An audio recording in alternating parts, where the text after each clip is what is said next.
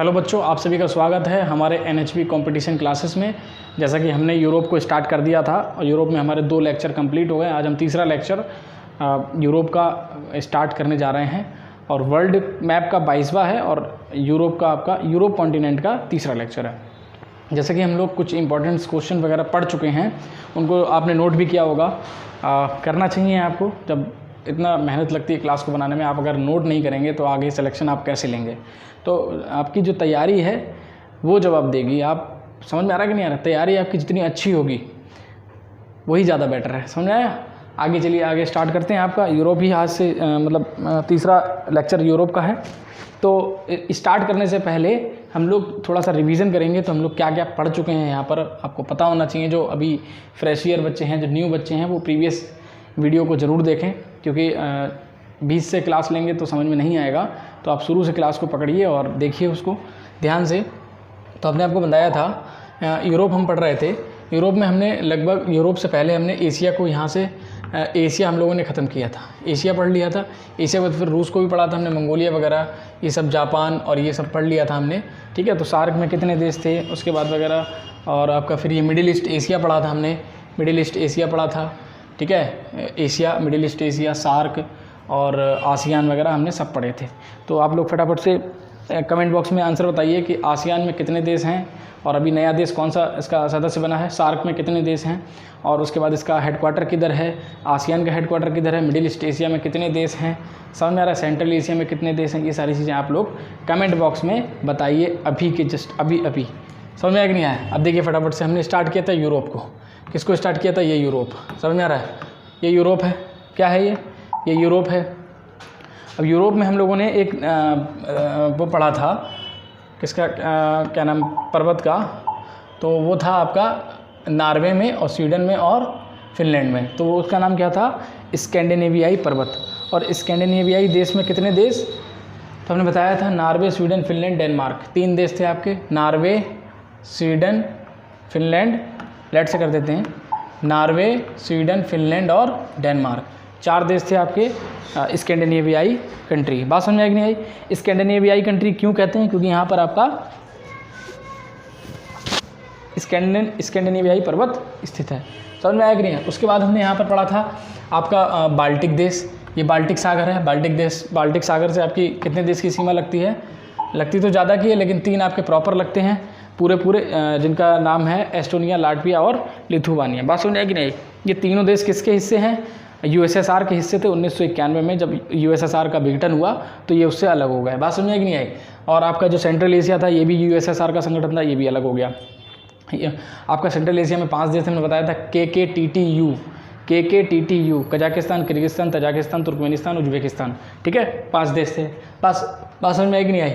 उसके बाद यूरोप में हम लोगों ने आगे क्या पढ़ा था? फ्रांस को पढ़ेंगे। अब आगे हमने जर्मनी को पढ़ लिया था, थोड़ा ब्रिटेन ख़त्म कर दिया था। आज हम पढ़ेंगे, स्टार्ट करेंगे दक्षिणी आयरलैंड से। किससे? दक्षिणी आयरलैंड। समझ में आया? दक्षिणी आयरलैंड की राजधानी पूछेगा तो डबलिन। देखिए अलग अलग क्वेश्चन है। उत्तरी आयरलैंड की राजधानी बेलफास्ट। ठीक है, उत्तरी आयरलैंड की राजधानी बेलफास्ट, दक्षिणी आयरलैंड की राजधानी आपका डबलिन। समझ में आया कि नहीं आया? तो भारत के नीति निदेशक तत्व कौन से आयरलैंड से? तो आपके दक्षिण आयरलैंड जो है वहाँ से भारत के जो संविधान में नीति निदेशक तत्व हैं यहाँ से लिए गए हैं। समझ में आया कि नहीं? आप देखिए फटाफट से थोड़ा सा रिवीजन देखिए। ये 3 देश हैं आपके, नॉर्वे, स्वीडन, फिनलैंड। इसमें आपका एक पर्वत है स्कैंडिनेवियाई पर्वत, और इन्हीं लगभग 3 देश ही, और एक डेनमार्क इसी में आता है। ठीक है, डेनमार्क की राजधानी कोपेनहेगन। हमने बताया था आपको 4 देश स्कैंडिनेवियाई देश में कितने देश हैं? 4 देश हैं। तो आपका पहला हो गया नॉर्वे, स्वीडन, फिनलैंड, डेनमार्क, आपको याद होना चाहिए। फिर ये आपके 1, 2, 3 ये आपके बाल्टिक, ये बाल्टिक सागर है, ये बाल्टिक सागर है, दिख रहा होगा आपको, ये बाल्टिक सागर है। अब बाल्टिक सागर से इन तीन देश की सीमा प्रॉपर लगती है, पूर्ण तरीके से लगती है। तो ये बाल्टिक देश कितने हैं? एस्टोनिया, लाटविया और लिथुआनिया। बात समझ। उसके बाद यहाँ पर पोलैंड के ऊपर देखिए जरा सा हिस्सा है रशिया का, इसको बोलते हैं कलिंगराड। अगर क्वेश्चन पूछेगा कलिंगराड जो स्थान है पोलैंड के जस्ट ऊपर, कलिंगराड है। कहाँ पर है? कलिंगराड। तो उस कलिंगराड पर किसका जो है कब्जा है? तो वो रूस का कब्जा है। कहाँ मिलेगा? पोलैंड के जस्ट ऊपर मिलेगा। आप लोग फटाफट से अगर मैप लिया है तो देखिए, मैं आपको दिखाता हूँ ध्यान से। ठीक है, यहाँ पर देखिए ये है, ये लिखा है आपका कलिंगराड। क्या लिखा है? ये कलिंगराड जहाँ पर हमने ये इसको सर्कल किया, आप फटाफट अपने एटलस में देखिए कलिंगराड मिलेगा आपको। कलिंगराड के जस्ट पास में रसिया लिखा हुआ है, रसिया लिखा होगा या रूस लिखा होगा, ठीक है, रशिया रूस, ठीक है, एक ही बात है। तो अगर पूछेगा कलिंगराड जो है, कलिंगराड किसका हिस्सा है, तो रूस का है, पोलैंड के जस्ट ऊपर, पोलैंड के उत्तर में, ये पोलैंड है, पोलैंड के उत्तर मिलेगा कलिंगराड। समझ में आ गया कि नहीं आ गया? किसी को कोई दिक्कत है, आगे बढ़ा जाए। उसके बाद देखिए यहाँ पर पोलैंड से जस्ट थोड़ा इधर हटेंगे, लेफ्ट साइड में हटिए, थोड़ा सा लेफ्ट साइड में आइए तो आपको मिलेगा जर्मनी, जर्मनी मिलेगा, क्या मिलेगा? जर्मनी। जर्मनी की राजधानी बर्लिन, बर्लिन की दीवार कहाँ थी? यहीं पर थी। कहाँ कब गिराई गई थी? 1989 में गिराई थी। और इसको खड़ा किसने किया था? रूस और अमेरिका ने। तो इधर आधा आधा बांट दिया इसको, इधर वाला हो गया साम्यवादी और इधर वाला हो गया पूंजीवादी। इधर आपका यूएसए अमेरिका यानी, और इधर आपका रूस। उसके बाद इसको कब गिराया गया बर्लिन की दीवार को? 1989 में गिराया गया। अगर क्वेश्चन पूछेगा कि जर्मनी कब आज़ाद होता है तो 1989 में आज़ाद होता है। क्लियर? बर्लिन की दीवार आपको यहाँ मिल जाएगी। उसके जस्ट बाद यहाँ पर देखिए जर्मनी के जस्ट पास में मिलेगा यहाँ पर छोटा सा देश, ठीक है, जर्मनी के पास मिलेगा यहाँ छोटा सा देश, ये जितना ये ऑरेंज कलर कर रहे हैं हम, ये आपका है नीदरलैंड। कौन सा? ये नीदरलैंड है। नीदरलैंड की राजधानी क्या है? एम्स्टर्डम। नीदरलैंड की राजधानी एम्स्टर्डम। यहाँ पर ये आप एक सिटी है द हैग, यहीं पर नीदरलैंड में ये आपका एक सिटी है द हैग, यहीं पर आपका इंटरनेशनल कोर्ट है, अंतर्राष्ट्रीय न्यायालय। अंतर्राष्ट्रीय न्यायालय में कितने जज हैं? तो 15 जज हैं। इनका कार्यकाल 9 वर्ष होता है। और भारत के जो इस समय 15 में से एक जज भारत के हैं, उनका नाम है दलवीर भंडारी। और ये जो थे इनका जो कार्यकाल है 2026 तक चलेगा। अगर पूछेगा अंतर्राष्ट्रीय न्यायालय में फर्स्ट भारतीय जज, ठीक है, तो वो है नरेंद्र सिंह। आप लोग नोट कर लीजिएगा कॉपी में, नरेंद्र सिंह। बात समझ आई कि नहीं आई? उसके बाद जस्ट नीदरलैंड के नीचे आएंगे ना, यहाँ हम कलर कर देते हैं, जस्ट नीदरलैंड के नीचे यहाँ पर आपको मिलेगा बेल्जियम। क्या मिलेगा? बेल्जियम। क्या मिलेगा भैया? ये बेल्जियम मिलेगा। बात समझ आई कि नहीं आई? ये बेल्जियम, बात समझिए, यहाँ पर आपको बेल्जियम मिलेगा। अब बेल्जियम की राजधानी ब्रुसेल्स, बेल्जियम की राजधानी ब्रुसेल्स, बेल्जियम की राजधानी ब्रुसेल्स। ब्रुसेल्स में ही आपका नाटो का हेडक्वार्टर है, नाटो का भी यहीं पर है। और EU यूरोपियन यूनियन जिसमें कि 27 देश हैं, उसका भी हेडक्वार्टर किधर है? आपका ब्रुसेल्स बेल्जियम। और नाटो का भी ब्रुसेल्स बेल्जियम। नाटो में कितने देश? 31 देश। पहले 30 थे, अभी 31वां बढ़ा है आपका फिनलैंड। फिनलैंड को झीलों का देश भी कहते हैं। राजधानी है हेलेंस्की, याद रखना, 31वां देश फिनलैंड, झीलों का देश भी कहा जाता है इसको, फिनलैंड को, और उसकी राजधानी है हेलेंस्की। ठीक, नाटो में कितने देश? 31 हो गए, ध्यान रखना। समझ में आ रहा है कि नहीं आ रहा है? इसी जस्ट बेल्जियम के नीचे देखिए ये मिलेगा फ्रांस, ये मिलेगा फ्रांस। और फ्रांस के जस्ट ऊपर यहाँ पर लिखा होगा इंग्लिश चैनल। देखिए फटाफट, फ्रांस के जस्ट ऊपर इंग्लिश चैनल लिखा होगा। क्या लिखा होगा? English channel. और इंग्लिश चैनल के जस्ट ऊपर होगा आपका यूनाइटेड किंगडम यानी ब्रिटेन। तो अगर क्वेश्चन पूछेगा कि इंग्लिश चैनल कौन से दो देशों के बीच, तो फ्रांस और ब्रिटेन के बीच में। किसके किसके बीच में है? फ्रांस और ब्रिटेन। और हमने बताया था ब्रिटेन आपका आयरलैंड, स्कॉटलैंड और इंग्लैंड तीनों को मिलाकर बना है Britain. Ireland, Scotland, Britain, sorry हाँ, ब्रिटेन किससे बना है? आयरलैंड, स्कॉटलैंड और इंग्लैंड। आयरलैंड, स्कॉटलैंड और इंग्लैंड, इन तीनों से मिलकर बना है ब्रिटेन। इसमें अगर आप आइसलैंड जोड़ देंगे तो बन जाएगा आपका क्या नाम उसका, तो बन जाएगा यूनाइटेड किंगडम। क्या बन जाएगा? United kingdom. हम कल पढ़ाए थे इसको। तो फ्रांस के जस्ट ऊपर आपको इंग्लिश चैनल, इंग्लिश चैनल के जस्ट ऊपर आपको यूनाइटेड किंगडम, और दोनों के बीच में आपका इंग्लिश चैनल हो गया। बात खत्म। समझ में आया कि नहीं आया? एक यहाँ पर देखिए फटाफट, जो यूनाइटेड किंगडम है इसके नॉर्थ में देखिए, ऊपर देखिए, ऊपर के लिए ऐसे में देखिए तो यहाँ मिलेगा रॉकाल। रॉकाल एक द्वीप है। कौन सा द्वीप है? एक द्वीप है रॉकाल। इस पर किसका अधिकार है? यूके का अधिकार है। बात समझ में आई कि नहीं आई? किसी कोई समस्या, कोई दिक्कत तो नहीं है? अब आ जाइए, जर्मनी में सबसे दक्षिणतम अगर शहर पूछेगा, जर्मनी का सबसे दक्षिणतम शहर, तो म्यूनिच। समझ में आ रहा है कि नहीं आ रहा है? म्यूनिच। और ऊपर मिलेगा आपको रोस्टॉक, ऊपर रोस्टॉक, उत्तर में रोस्टॉक, नीचे म्यूनिच। बात समझ में आई कि नहीं आई? किसी कोई समस्या? आगे चलें। उसके बाद देखिए बे ऑफ बिस्के। बिस्के की खाड़ी कहाँ मिलेगी? बिस्के की खाड़ी देखिए फ्रांस के जस्ट सीधे में देखिए, फ्रांस के जस्ट लेफ्ट में ऐसे देखिए, ऐसे लेफ्ट में मिलेगा आपको, लेफ्ट में, इस साइड में। बात समझिए कि नहीं? इस साइड में तो मिलेगा बिस्के की खाड़ी, या लिखा होगा बे ऑफ बिस्के। क्या लिखा होगा? बे ऑफ बिस्के। ये किधर है? फ्रांस के पास। समझ में आ रहा है कि नहीं यार? आगे बढ़ते हैं। नेक्स्ट देखिए, आप स्क्रीनशॉट ले लीजिए फटाफट से, और आई होप आप लोग नोट करते होंगे। बाकी तो कुछ पता नहीं है तुम लोगों का भैया।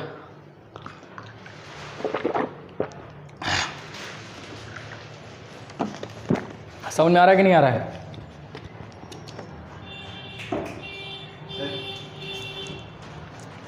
समझ में आया? उसके बाद जो है, नीचे कुंडी लगा दें। उसके बाद है यहाँ पर देखिए नेक्स्ट है दक्षिण आयरलैंड। हम स्टार्ट कर रहे हैं दक्षिण आयरलैंड। रिवीजन कराया था थोड़ा बहुत आपका, तो कुछ नए क्वेश्चंस भी थे, आप लोग उसको नोट कीजिए। देखिए जो यहाँ पर लिखा है वो तो आपको नोट करना ही करना है, लेकिन जो हम बोल रहे हैं वो एक्स्ट्रा जो बोल रहे हैं वो आपको भी नोट करना है। अब वो कैसे करेंगे? वीडियो को रोक के, समझ आया कि नहीं? वीडियो को रोक के आपको नोट करना है, क्योंकि आप कितना लिख सकते हैं, लिमिट होती है बोर्ड पे लिखने की। तो जो ज़्यादा से ज़्यादा हम बोर्ड पे लिख देते हैं, लेकिन जो बोलते हैं वो भी आपका काम का है, उसको भी आप नोट कीजिए। कैसे करना है हमने बता दिया, वीडियो को आप पॉज करके कर सकते हैं। उसके बाद देखिए दक्षिण आयरलैंड, राजधानी डबलिन। राजधानी क्या है? डबलिन है। राजधानी क्या भैया? ये डबलिन है राजधानी। उसके बाद भारत के संविधान में नीति निर्देशक तत्व आयरलैंड से लिए गए हैं। और आयरलैंड ने कहाँ से लिए थे? अगर क्वेश्चन पूछेगा कि भाई भारत ने किस देश से लिए, तो आयरलैंड से लिए, दक्षिण आयरलैंड, जिसकी राजधानी है डबलिन। लेकिन अगर पूछेगा आयरलैंड ने कहाँ से लिए, तो स्पेन से। कहाँ से लिए? स्पेन। स्पेन की राजधानी मैड्रिड। समझ में आ रहा है कि नहीं आ रहा है? भारत की स्वतंत्रता में योगदान दिया किसने? Annie Besant.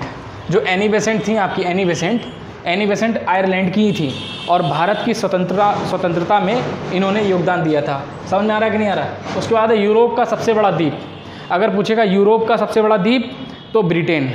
एशिया का सबसे बड़ा द्वीप बोर्नियो, याद रखना, एशिया का सबसे बड़ा द्वीप बोर्नियो, और यूरोप का सबसे बड़ा द्वीप ब्रिटेन। बात समझ आई? उसके बाद आता है एमराल्ड द्वीप। एमराल्ड द्वीप कहाँ पर है? तो उत्तरी आयरलैंड में है, यानी आयरलैंड के उत्तर में है। समझ में आ रहा है कि नहीं आ रहा? उसके बाद यूरोप का भारत किसे कहा जाता है? यूरोप का भारत फ्रांस को कहा जाता है। किसको कहा जाता है? फ्रांस को कहा जाता है यूरोप का भारत। और फ्रांस की राजधानी है पेरिस। और पेरिस किस नदी के किनारे? सीन नदी के किनारे। बात समझ में आई कि नहीं आई? पेरिस किस नदी के किनारे? सीन नदी के किनारे। और उसके बाद पेरिस में ये आपका क्या है? आईफिल टावर, वो ऊंचा वाला टावर जिसमें लोग ताला मार के आते हैं, जो कपल होते हैं वहाँ ताला मार के आते हैं कि एक ताला खरीदा और दोनों लोग आपस में बातचीत किए, और भी कुछ होता है उसको छोड़ो, और वहाँ पर ताला मार दिया। और उनका मतलब मान्यता है कि अब ये ताला जब तक लगा रहेगा, जब तक उनका जो है रिश्ता चलता रहेगा। समझ में आ रहा है कि नहीं आ रहा? तो कुछ मान्यता है। आईफिल टावर आपका कहाँ पर है? पेरिस में है। पेरिस कौन सी नदी के किनारे? सीन नदी के किनारे। अब क्वेश्चन पूछेगा डीसी वाशिंगटन, अमेरिका की राजधानी किस नदी के किनारे है? पोटोमेक नदी। कौन सी नदी? पोटोमेक नदी। उसके बाद क्वेश्चन पूछेगा न्यूयॉर्क कौन सी नदी के किनारे? हडसन नदी के किनारे। समझ में आ रहा है कि नहीं आ रहा है? किसी को समस्या? रोम किस नदी के किनारे? टाइबर नदी के किनारे। ये सब याद रखना, नदी के किनारे से क्वेश्चन पूछता है, तो आप इसका स्क्रीनशॉट ले लीजिए और फटाफट से फिर हम आगे बढ़ते हैं। वेरी गुड, हाँ ठीक। आई होप आप लोगों ने स्क्रीनशॉट ले लिया होगा। आगे देखिए, उसके बाद है इंग्लिश चैनल। हमने अभी बताया था इंग्लिश चैनल, हम दिखाया था ना आपको, फ्रांस के जस्ट ऊपर और ब्रिटेन के नीचे इंग्लिश चैनल स्थित है। तो अगर पूछेगा फ्रांस और ब्रिटेन के बीच कौन सा चैनल? English channel. भारतीय जो आरती शाह थी, इन्होंने इसको पार किया था, इंग्लिश चैनल को। समझ में आ रहा है कि नहीं आ रहा है? किसने पार किया था? भारतीय आरती शाह ने इसको पार किया था।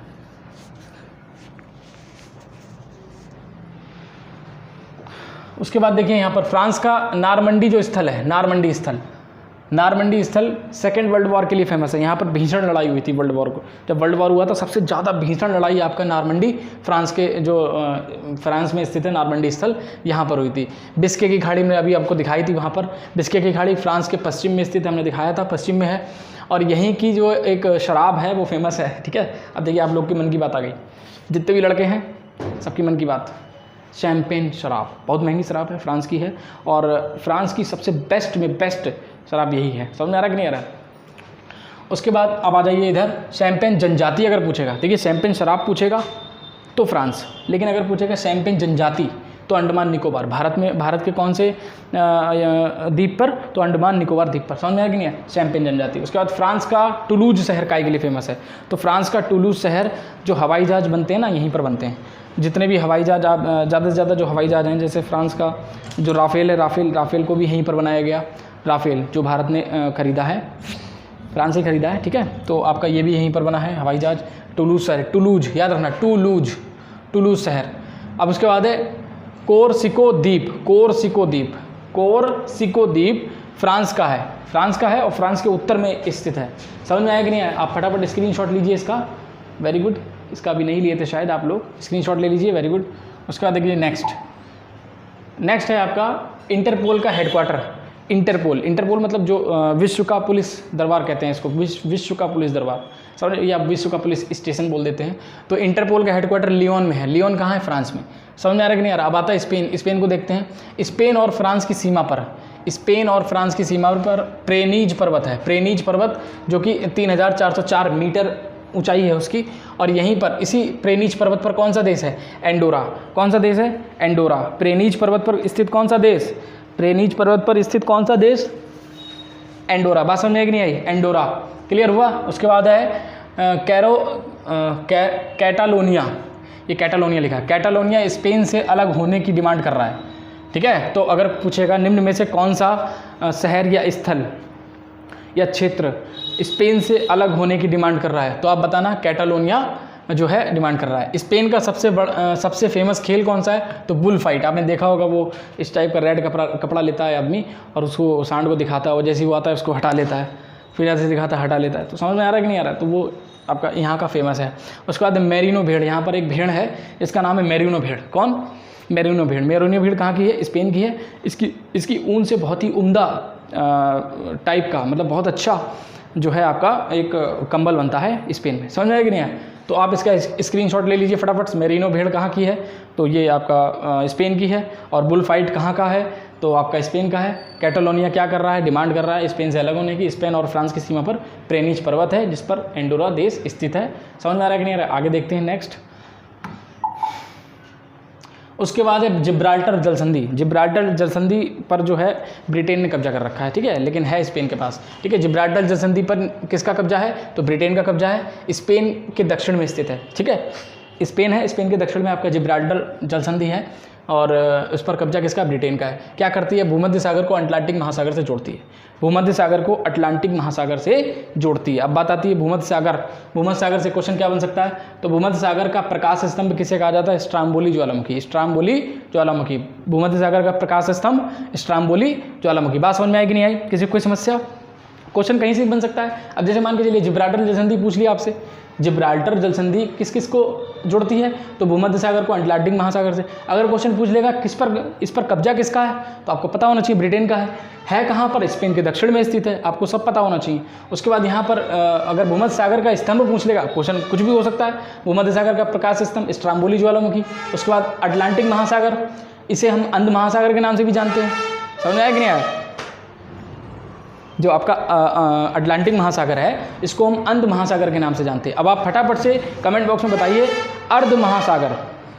ठीक है, फटाफट से कमेंट बॉक्स में आइए और बताइए अर्ध महासागर का दूसरा नाम क्या है। समझ में आया कि नहीं? अर्ध महासागर का दूसरा नाम क्या है? फटाफट से। ठीक है, और ये किस आकृति का है? तो एस आकृति का है। हमने आपको बताया था जब स्टार्टिंग में हमने क्लास आपकी ली थी, महासागर महाद्वीप जब पढ़ाए थे, तो कौन से किस आकार का है, किस शेप में है, ये सब हमने आपको बताया था।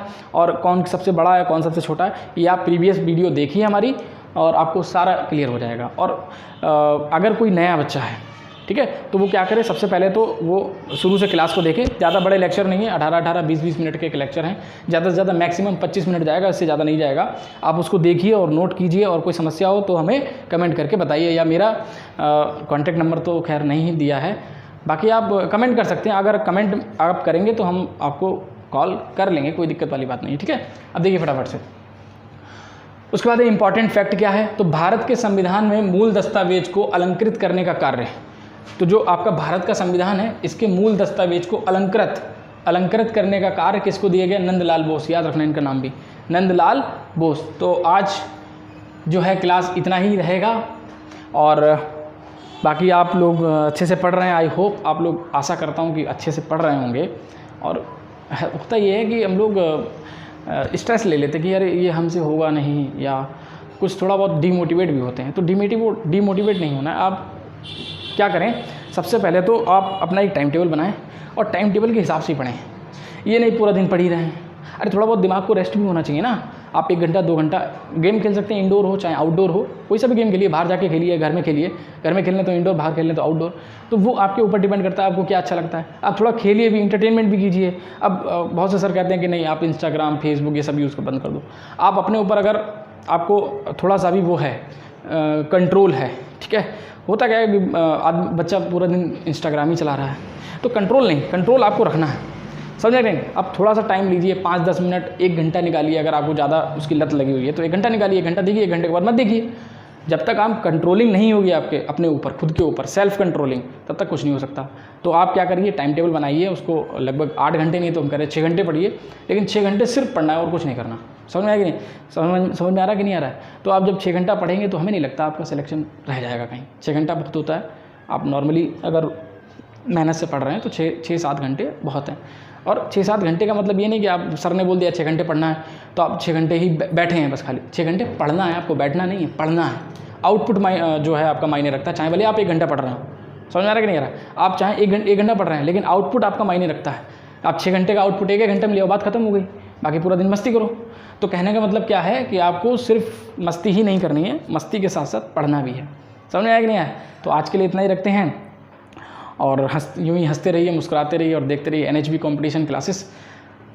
जय हिंद।